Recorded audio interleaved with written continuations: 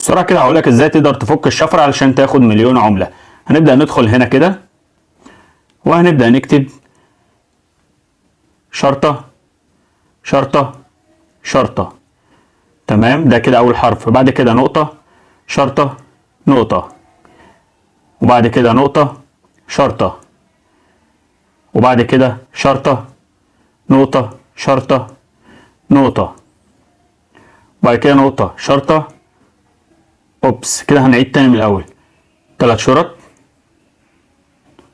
بعد كده نقطة شرطة نقطة، بعد كده نقطة شرطة، بعد كده شرطة نقطة شرطة نقطة، بعد كده نقطة شرطة نقطة نقطة، وآخر حاجة بقى نقطة بس.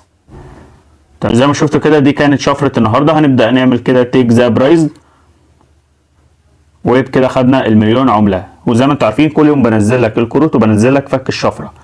فأتمنى طبعا لو انت جديد تعمل سبسكرايب علشان طبعا أي حاجة أنا بعملها تجي لك على طول. يا ريت ما تنسوش تعملوا لايك وتعملوا كومنت، والسلام عليكم ورحمة الله وبركاته.